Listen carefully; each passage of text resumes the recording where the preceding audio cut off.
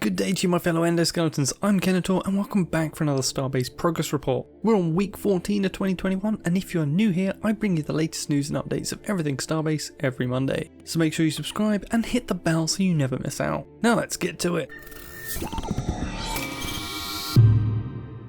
This week closed out saw a few great additions, a working landing pad at the Moon City, and a whole load of fixes. But two things really stood out this week. First and foremost, the voxel limit of ships has doubled. That's right, the mad lads at Frozen Byte gave us twice the volume to work with. Sadly, none of the other limits were increased, but this is just a step towards bigger ships. And we are told a bigger update will come with new things as well as bigger limits later on. The other big change was the SSC can now use working parts from your own station inventory. These could be freshly bought components or undamaged ones from ship salvage. These are selected or deselected in the ore list for that ship, and makes your ship cheaper to make in terms of ore cost as these components are already made. This is a big step forwards towards what the final game will look like, with the next steps involving needing material to buy things from the market, effectively cutting out the rare ore requirement loophole, and material refinement for which we may need instead of just purely ores in the future.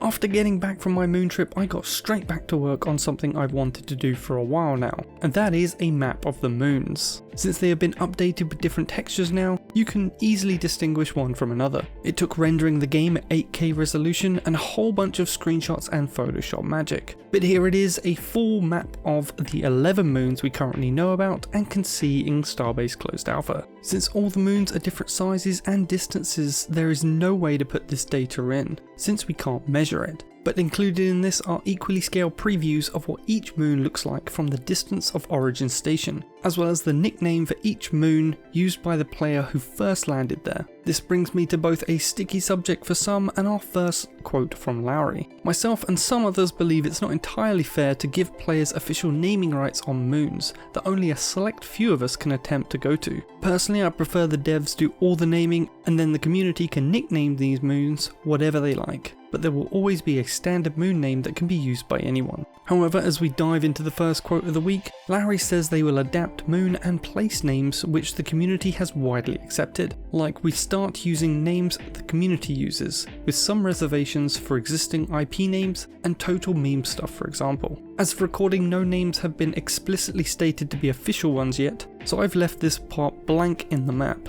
I'd like to hear your thoughts on this in both the comments below and a poll I just made in the community section of the channel. There'll be a link for this in the description too, so don't forget to visit after the video. For our second quote, Larry tells us building in gravity will be coming where you can hold and weld or bolt a piece at the same time. And when asked if this works on normal moving ships, he replies in theory it could, but we'll see. This is great news for gameplay in general, as fixing a ship while it's moving could be beneficial to some, especially if you can't stop the ship for some reason. Our next quote has info on larger ships as well as new solid pipes and cables. He says larger ships have a multitude of solutions coming and most of them are not performance related, just design related. Very often they need a decision from Larry and he has a certain process for decisions. He wants stuff that will have an impact on the decision first, and so they are waiting for some features first. In this case, the new cables and pipes thing, which is under work. Larger stuff in general are good for larger ships but not required. There is only that pipe and cable thing and the decision whether or not plates will be weldable, and they are pretty close if they keep plates boltable only. Larry finishes it once again with another tease, saying, and then of course there's this thing which has a very heavy impact on larger ships, which we'll announce this month. When asked for more details on the new solid pipes and cables, Lowry says it's more rigid than current pipes and cables, i.e. made from set objects, and they'll fit the attachment plate section of beams. That's this area of the ship beams, by the way. They'll also work together with old pipes and cables, and the new pipe and cable combo can be used as a mainframe for example. Some things with them are still under design, so we'll see how it turns out. It's looking like this solid network is a good way to get around the limited tech they are using for standard cables and pipes,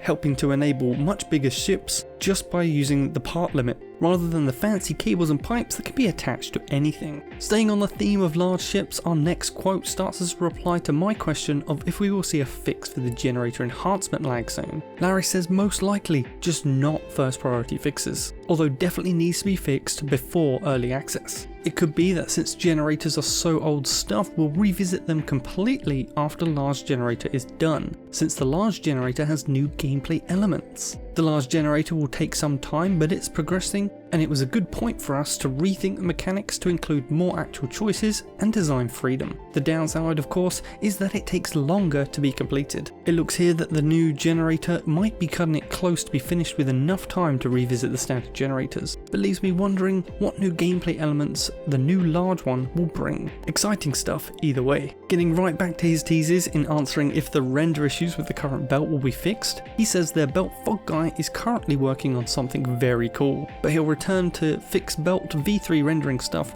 once that very cool stuff is in a good spot. After the community dug for more info, Lowry would only say that it's more content on a large scale, and that there's a bunch of large unannounced stuff, and this is actually just one cool thing among many. He finishes with they have at least a schedule for all these announcements, and it's not that long even. Lowry really is pouring fuel into the hype train here. Now we can't not expect big things from them on the lead up to early access. Just what secrets are they keeping from us anyway? It won't be long before we all find out. And ever wonder why something seems like they're taking too long to make for Starbase? Larry gives us some insight to the dev process in this quote. We sometimes decided it's a good idea to have our best programmers to work 2 years on something which benefits the game maybe in 2 years. And that most decisions have already been done 1 to 4 years ago. He gives us an example with the new cargo lock beam and frame tech. Took 1.5 years or so to do, which means they were already working on a fix for these long before closed alpha even started. This shows they are much further ahead of problems than we give them credit for, and as Larry explains,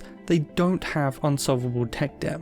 They have solved it all. For our final quote, Larry answers the question how he keeps the whole dev team updated on features and the work everyone is doing. Larry says for some of our devs, the main sources for feature news are feature videos that they make and other feature news made for players. They also have a multitude of internal news and information sources, but the player formats suit best for some devs. They have weekly internal news, since looking up everything on the internal wiki is not feasible, and they also have monthly QA sessions with project leads. Larry says he can't say that everyone knows everything. Starbase is pretty massive in terms of information, and they mainly focus on keeping people informed about the things important to their own job, and offer the rest of the information, if they are interested to look into it. Larry even admits he himself can't know everything about Starbase, and it's likely the highest Starbase knowledge is possessed by a player or a bunch of players. It must be incredible to work on something so big that no one person knows all the details. This shows just how much is needed to make this game a reality. So keep up the good work, Frozenbyte. Now don't go anywhere and let's dive into the progress report. The main design features worked on this week are: mining backpack changes have been tested, 2 dedicated ore slots added, and the ability to store ore in normal slots. Station design returns this week with just one update. The Moon City should no longer float above the planet's surface. Now onto the gameplay updates. Tripod weapon rotations have been worked on. Work on easy build mode continues. The implementation of spaceship tutorial has started, and station building multiplayer has been worked on. Work on permissions continues. UI updates this week are company station access control design has been worked on. Ship controls, mining in space and building tutorials have been worked on. Work on the auction house design for crafting continues. The Station Manager can now be used to control who is able to see your station transponder. Station Manager can also now be used to resign your station. Player station and lot transponder settings have been moved from Station Manager to the settings menu. Crafting UI has been worked on. Fixes have been made to the mail system. The issue with loading the inbox when it contained mail with a lot of attachments has been fixed. Interface for sharing spaceship access rights to others has been implemented. Backend support is still needed, however,